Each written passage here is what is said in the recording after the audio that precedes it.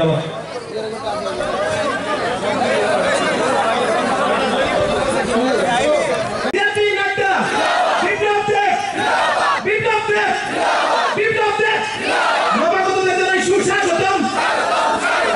আসন্ন লোকসভা নির্বাচনকে সামনে রেখে মঙ্গলবার ৬ আগরতলা বিধানসভার ৮ নং ওয়ার্ডের উদ্যোগে এক যোগদান সভা অনুষ্ঠিত হয় নোয়াগাঁও কৃষ্ণনগর স্কুল মাঠে।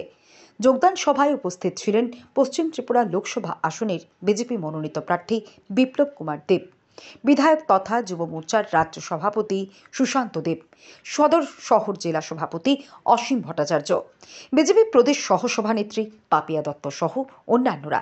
উক্ত যোগদান সভায় ১১১ পরিবারের ৪৫০ ভোটার বিজেপি দলে যোগদান করেন। এদিন বক্তব্য রাখতে গিয়ে কমিউনিস্টদের রীতিমতো তুলোধুনো করেন বিপ্লব কুমার দেব। পাশাপাশি জিতেন্দ্র চৌধুরীকে কটাক্ষ করে কি বললেন বিপ্লব, শুনুন। আপনার সাথ দেবে, তাই আমি আপনাদেরকে বলবো যে কালকে থেকে সময় বের করে, আজকে তো রৌদ্রের মধ্যে আপনারা এসছেন, ৫টা ৫:৩০টার পর যখন রৌদ্র কমে যায় তখন বাড়ি বাড়ি ডোর টু ডোর করা, সকালে ডোর টু ডোর করা, বাড়ির কাজকর্ম করুন, কিন্তু সমস্ত মহিলাদেরকে একট্টা করুন, সমস্ত বাড়িতে যান, দেখবেন মানুষ নরেন্দ্র ভাই মোদীকে আর বিপ্লব দেবকে ভোট দেওয়ার জন্য বসে আছে।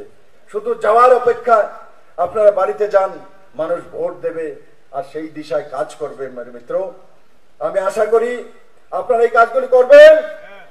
কে কে করবে যার হাত উঠাও। এদিকে তারা করতো না, সিপিএম এর লেগে বসতে দেবেন, হ্যাঁ এদিকে সিপিএম এর লেগে বসতে দেবেন, চাইতেন না তো?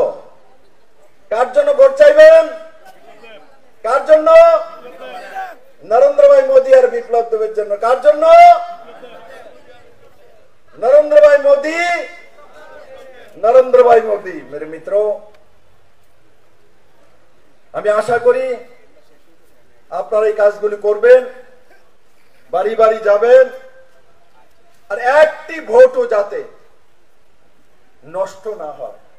ত্রিপুরার মানুষ গণতান্ত্রিক ভাবে জাগরুক, কিন্তু এই জাগরুকতাকে কমিউনিস্টরা মিসইউজ করেছে লম্বা সময়। এই জাগরুকতাকে কাজে লাগিয়ে ক্যাডার রাজ করেছে, মানুষের উপর অত্যাচার করেছে। আজকে যখন ক্ষমতা হারিয়ে গেছে তখন দেখবেন কত মিডা মিডা কথা কয় তারা। একবার ইয়াদ করুন, 2018-এর আগে বিপ্লব দেব তো মুখ্যমন্ত্রী ছিল, এখন এমপি আছে, তবু আপনাদের দিকে তাকায়, আপনাদের সঙ্গে কথা বলে আপনাদের হৃদয়ের কাছে যায়। কমিউনিস্টের লোকাল কমিটির মেম্বারের দিকে তাকানো যেত না, ইয়াদ করো। ঠিক বলেছি? কমিউনিস্টের লোকাল কমিটির সেক্রেটারি তো বহুত বড় বিষয়, তার দিকে তাকাইলে তো আমরা চোখ খুলে লয়ে যাবো গা, চোখ খুলে নিয়ে চলে যাবে। হাঁটার কি নমুনা, চলার কি নমুনা, বডি ল্যাঙ্গুয়েজ, মনে হয় যেমন দুনিয়াটা আবিষ্কার হেভি একলা করছে। আর আজকে দেখবেন এদের নমুনা বেচ্চা পাগলাটির মতো ঘুরে রাস্তা রাস্তা। দেখছেন বেচ্চা পাগলা? কে কে বেচ্চা পাগলা দেখছে? হাত তোলো তো। দেখছেন কেউ বেচ্চা পাগলা? দেখছে না? দেখছেন নি? হ্যাঁ, বেশি মাথা খারাপ হইলে রাস্তার মধ্যে উলট পালট ঘুরে, যেমন জিতেন চৌধুরীর মতো। তাই আমি আপনাদেরকে বলি, একটা কথা দেখছেন নি, আমি আমার রৌদ্রটা গেছেনি, এবার বুঝছেন ঈশ্বর বিজেপির লোকের গেছেনি রৌদ্রটা। ও সামান্য জায়গা রয়েছে, রৌদ্র নাই, হাওয়াও চলতেছে। কারণ নরেন্দ্র ভাই মোদীকে প্রধানমন্ত্রী ভারতের প্রকৃতিও চায় যে নরেন্দ্র ভাই মোদীর মতো ব্যক্তি তৃতীয়বার প্রধানমন্ত্রী হোক। প্রকৃতিও চায় না? প্রকৃতিও চায় যে নরেন্দ্র ভাই হি ভারতবর্ষের প্রধানমন্ত্রী হোক। কারণ কি, উনি ভারতবর্ষের মানুষের জন্য এক নতুন দিশা ও নতুন দশা তৈরি করেছেন।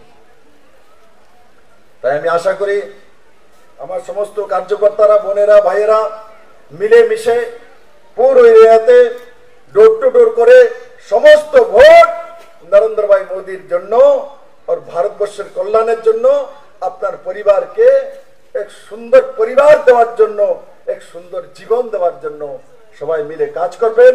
একবার আমার সঙ্গে বলেন, একবার হাত তুলে বলে, ভারত মাতা কি, ভারত মাতা কি, নরেন্দ্র ভাই মোदी की, नरेंद्र भाई मोदी की, जेपी नड्डा की, 6 नंबर अगरतला की, महिला मोर्चा की, महिला मोर्चा की। अब सुशांत बेर से युवा मोर्चा ना करले बच्चा